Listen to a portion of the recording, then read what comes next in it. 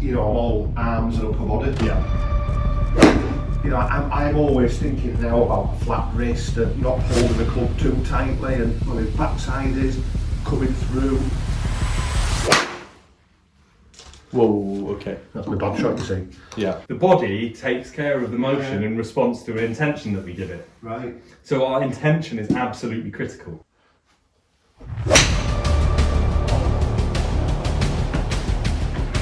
Yes.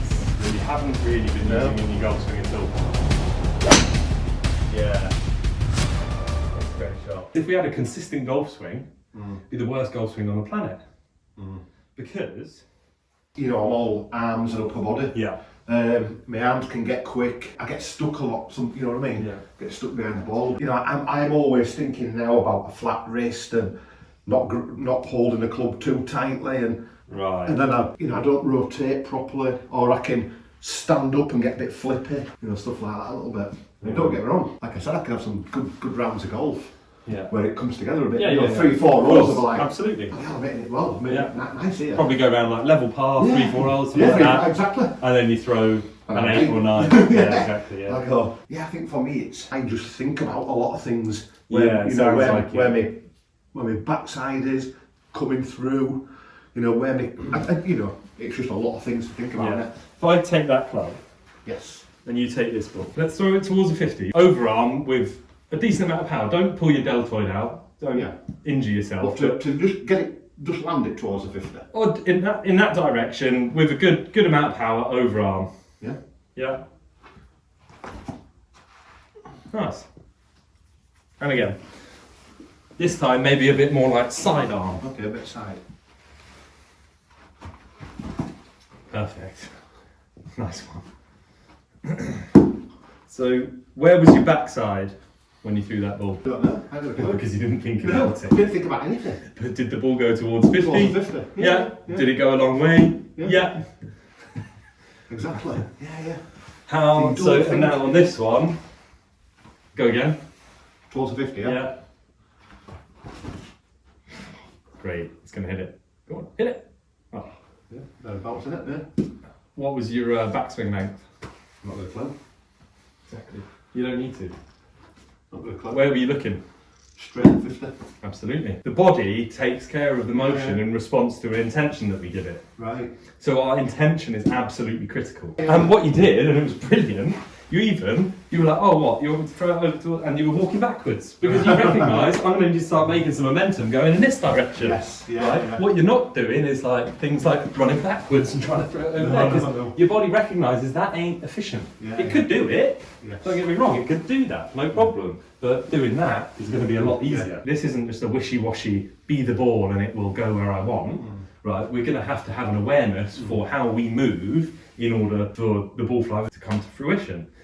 But that doesn't mean in the nth degree of like, oh, flat wrist and bum cheek and whatever else it might be. It's more of an intention about, let's say, for the draw, all right, I need to get a path out to the right and I need to sense my club face rotating. You know, it's a broad awareness. Yes. It's not a, oh, right, like that knuckle is at 30 degrees compared to that one, or something like really, really detailed, because that's not how we operate. And if we do operate like that, it all falls to pieces, generally speaking. It's an awareness thing, and what we're really doing is playing around with intention. Football, you naturally right-footed, right-handed. Yeah. Don't kick it, because it'll probably hurt.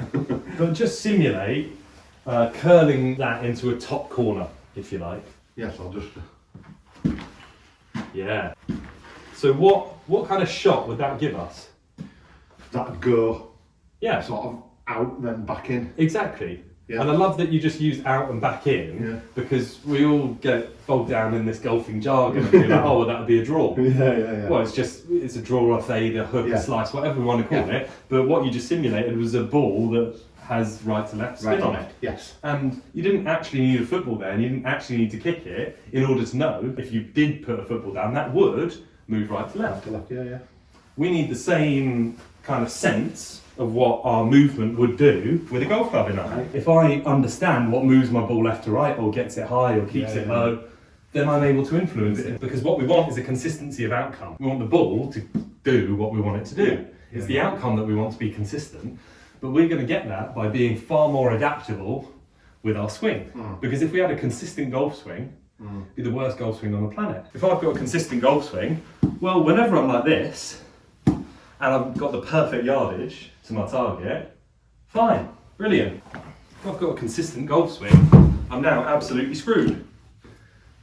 Yeah. Because I'm an inch below the ball. So I'm going to be fatting the hell out of this thing, probably won't get a strike on it. And like, that comes from just having a consistent, I can have the most perfectly consistent, put me on a 3D system and everything is consistent all of the time, it won't function.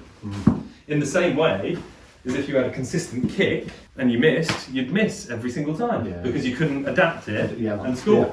So actually we want to embrace the variability of the movement of our body and the way this club swings to get us a more consistent outcome. Ease yourself in, nice and, we're just warming up here. So that's my bad shot that goes straight left. Whoa, okay. That's my bad shot, you see. Yeah. You see, I tend to stand up. At the moment, you're having to do this, basically. Yeah.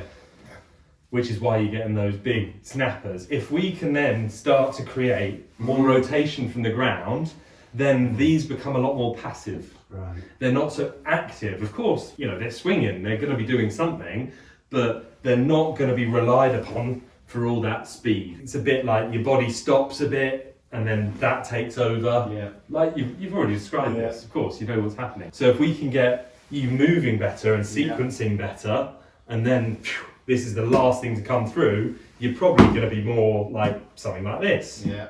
Right? Striking a golf ball, something like this. Rather than at present, it might look more like this at impact. What we need to get is something more like that. So, where we have to go to sort out the issue with the wrist is the feet. Right. Because we essentially need those to be far more busy and those to be far less busy. What we can do to start is if you straighten the legs and then just keep those knees locked out as we do these first couple of exercises. So we're going to go back onto our heels. That's it, and so you can counterbalance it by tipping forward from hips a little bit. So all the way back on our heels, we can feel that stretch all the way down back the legs. And then we can come up onto our balls and toes. And this time, watch me go first. I just want you to come through onto the balls and toes of your foot, but with a bit of speed. Right. That's it. Well done. Because that's our propulsion chain, basically. That's what we're going to use to go vertical later. What we're doing is helping the brain recognise that these ankles can work independently of your pelvis. Look at that pelvic rotation you can get that you haven't really been using in your golf swing at all. It's mostly been rotating from here. Yes. Yeah. If you love the coaching and want to experience the effects of the training that you see with our pupils, you can purchase the GRFI system yourself by following the link in the video description. You'll get all the equipment and a 2-hour download covering all the fundamentals, exploring your movement and how you can use the ground and create those all-important ground reaction forces and transfer them through to clubhead speed and experience the gains that you're seeing in the videos. How easy does this feel? Really easy. Well, it's like walking, isn't it? Yeah. You're just doing that without doing it one foot in front of the other. Yeah, simple. That's it. Brilliant. Does that feel different? Yeah. That does feel different. So we're not trying to hit the ball with the arms. Yeah. The swing is just happening in response to that lower body action we're making.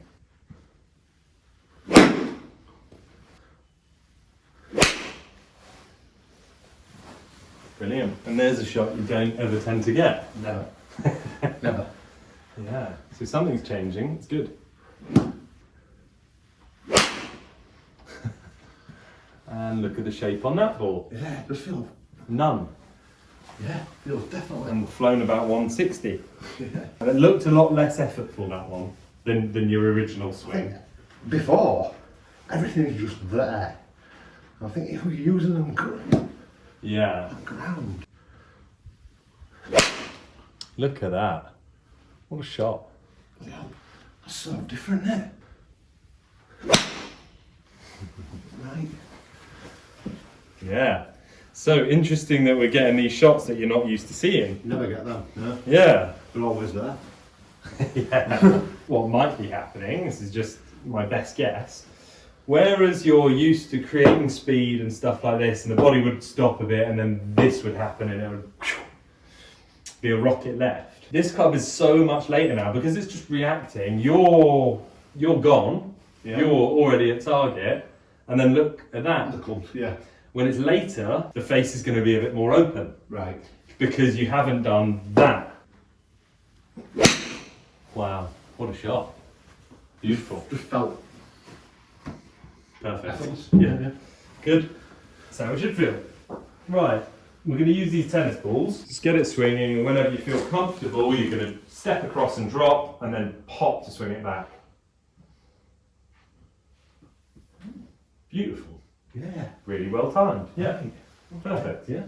That's the sportsman in you, able to time it first time. It is, it really is, because you find people that haven't played other sports and they can't so easily do that. Yeah.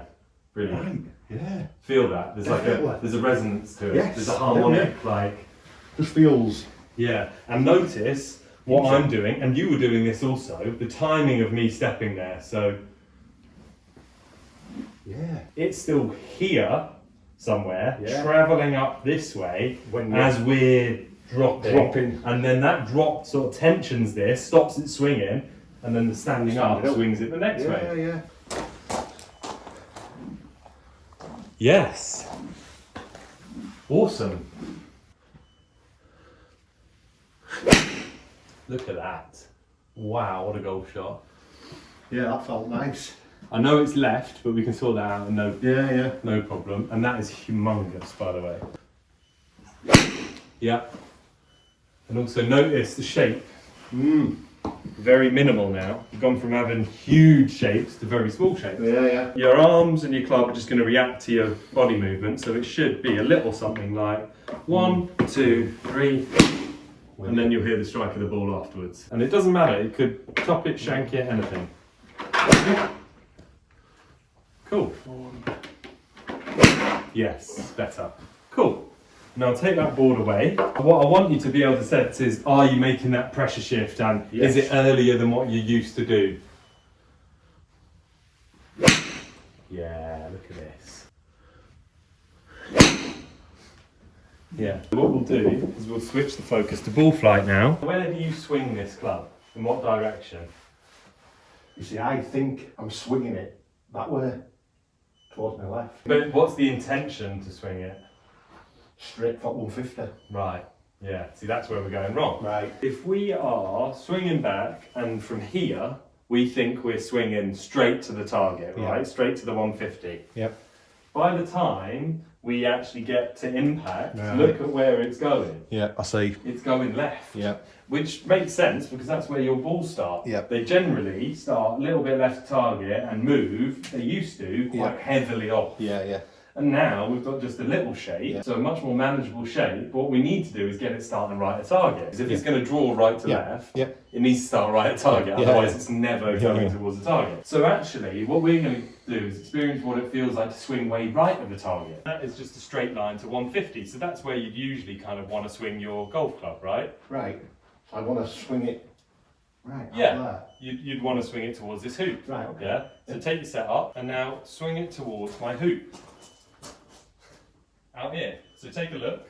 I'll swing it out there, right? Absolutely. Don't worry, there's no one out there. I'm covered by this wall, so there's no danger. Right, you But ready? just swing the club head towards this hoop, yeah. Nice one. And again. Look at that. What a golf shot. Right. My God. You see where that landed?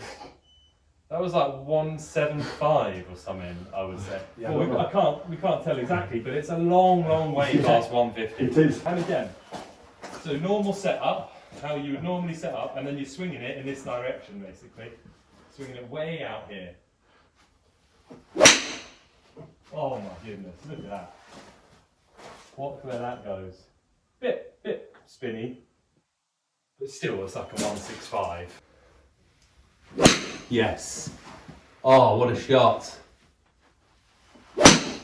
Yeah. It's a great shot. Let's get that big dog out because we haven't got that long left. And we definitely want to get you hitting your driver. Because if you're hitting your irons like that, all you need to be is in a fairway and your golf game is going to rapidly improve.